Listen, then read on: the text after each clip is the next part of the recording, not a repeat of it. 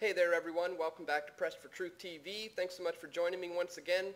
Today is Friday, May the 25th, 2012, and we are now only 5 days away from the annual Bilderberg conference, which is going to be held in Chantilly, Virginia. And Steve and I are really looking forward to being able to go down there and to provide coverage of that important event.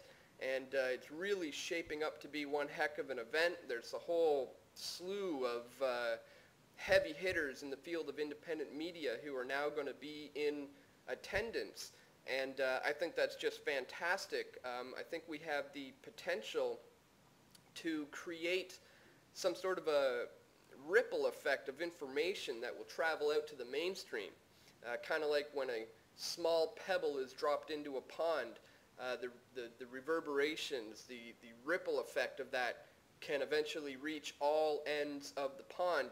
And I think that's what we're going to be seeing in Chantilly at Bilderberg in the next week or so, through all of our coverage, through the live streaming, through the videos that will be going up on YouTube, through the radio interviews, etc., etc.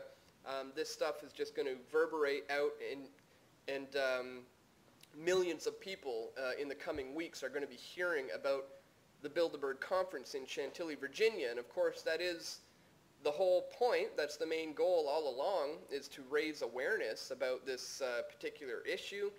So again, we're really looking forward to being able to go down there to provide coverage of this event.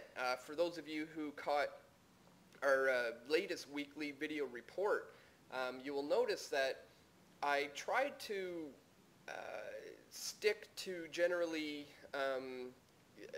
keep it kind of Canadian content, because I want to point out the influence that the Bilderberg Group has on Canadian politics.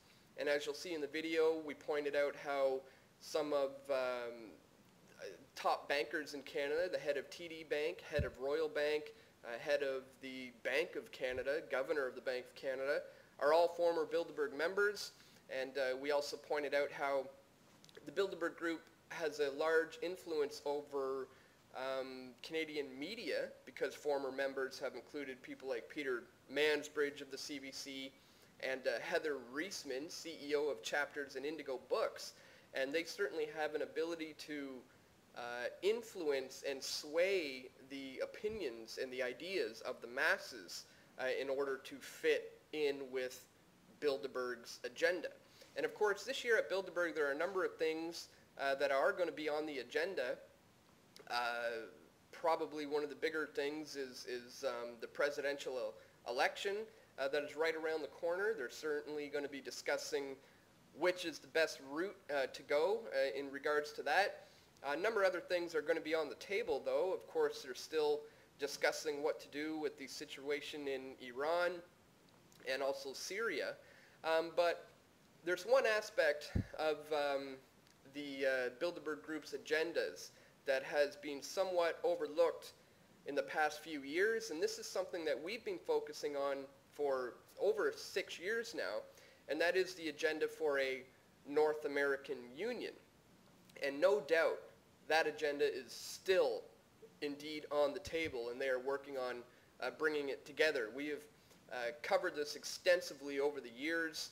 We've made couple documentary films on it. I've confronted 2 prime ministers on this topic, and we put out countless videos about this. And I remember years ago when we were pointing these things out, we always told people that these agendas are rolled out incrementally. And I remember a few years back, even 6 years ago, telling people about the North American Union, people would just say, oh, that's all a conspiracy theory. And I pointed out how they're not just going to come out and do it. It has to be done in small, incremental steps to condition the people into accepting this. Well, an article just came out last night. I logged into my Yahoo email to check my mail, and there was an article there from Yahoo that I want to show you today, which points out exactly what I was talking about years ago, how they're going to condition people incrementally to accept the North American Union. This article from Yahoo here, RCMP to ease Canadians into the idea of U.S. agents in Canada. Uncle Sam could soon be coming after you on Canadian soil. According to an article in Embassy magazine, the Harper government is moving forward on several initiatives that could give U.S., FBI, and DE agents the ability to pursue suspects across the land border and into Canada. But according to an RCMP officer, they're doing it in baby steps. We recognized early that this approach would raise concerns about sovereignty, of privacy, and civil liberties of Canadians, RCMP Chief Superintendent Joe Oliver, the Mounties Director General for Border Integrity, told the Senate Committee on National Security and Defense on May 14th. We said, let's take baby steps. Let's start with 2 agencies and test the concept. Let's demonstrate to Canadians and Americans that such an approach might work. So already they've openly admitted that they recognize that, quote, we recognized early that this approach would raise concerns about sovereignty, privacy, and civil liberties of Canadians. So they know that is exactly the agenda and that Canadians aren't going to like it, so it has to be doled out in baby steps, or, as I've been saying for years, incrementalism. It goes on to say here, step 1, according to Embassy magazine, has already happened in the form of cross-border pilot projects allowing Canadian and American agents in each other's waters. Step 2 is the Shipwriter program, which will make it permanently legal for U.S. agents to be certified as police in Canadian waters. This is on track to be passed into law by the Harper government's Omnibus Budget Bill C-38. And step 3 is to roll out cross-border policing over land. So this is how they are attempting to condition the Canadian people into accepting American agencies, American troops, American police on Canadian soil policing us Canadians.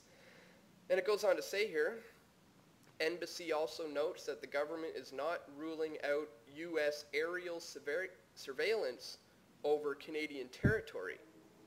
Well, we've already seen that recently with the announcement of American military drones patrolling the Canadian border. And there's some recent news that has just came out about how these new robotic drones are going to soon be armed as well.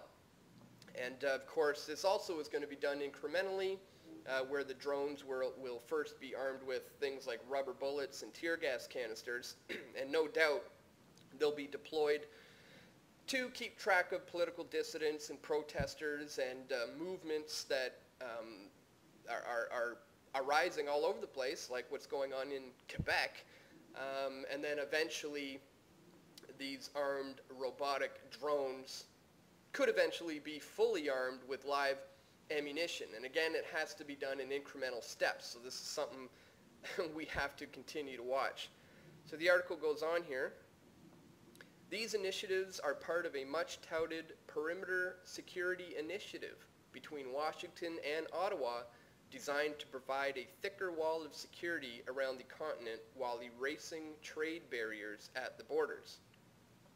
Critics have bemoaned the loss of Canadians' jurisdiction and sovereignty over the new policing measures, but Canadian officials insist it's needed. Oh, well, they insist. They insist that we need it. We insist that we need to take away your sovereignty, and that we need to monitor and track everything you do, and that we need to have American soldiers policing Canadian citizens. We insist that it is for your protection. While many of us are waking up to the fact that this indeed is a part of a much larger agenda to formulate a North American Union, also incrementally in baby steps, and there's no doubt that this is coming at the hands of the Bilderberg group. A lot of researchers have documented that it was the Bilderberg group who truly was responsible for the formation of the European Union, and no doubt that's another topic that's going to be on the table this year and 5 days from now is how to bring back the euro and to get it to where they want it to be. But when me and Steve go down there, we're going to try to focus largely on the Canadian connection and how the Bilderberg group influences Canadian politics. So once again, guys, it's only 5 days away. We're really looking forward to going there. We've reached our goal at the chip-in widget. I want to thank everybody who has contributed. We've left the chip-in open, so people are still contributing, and it's helping us out immensely. I don't know if you can tell, but this may look better to you. I now have a brand new HD webcam. I have a little desktop microphone now, so no more video issues, no more audio issues. Things are certainly moving on up, and I'm even looking into possibly doing a live broadcast from Bilderberg. I've already set up the channel, and I'm still beta testing it. I'm doing some tests, and there's some things I have to find out before I go down and do it, whether I'm going to be charged roaming charges, and you know, do I have to get a separate data plan and all these sorts of things. But I'm looking into it right now about how I can live stream the event. So things are really shaping up. We're really looking forward to getting out there and providing coverage of that event. And again, informing all of you guys who are going to be paying attention about the influence that they have over Canadian politics. So that's it for today, guys. Just wanted to point out that recent article about how they are openly talking about how they're working in small baby steps towards conditioning Canadians to giving up their sovereignty. And other than that, yeah, again, we're very excited to be heading down to Chantilly in 5 days from now. So I'll give you another update on Monday and Tuesday about that. But as for now, that's it for today. I hope everyone has a great weekend, and I'll see you all right back here on Monday. Take care.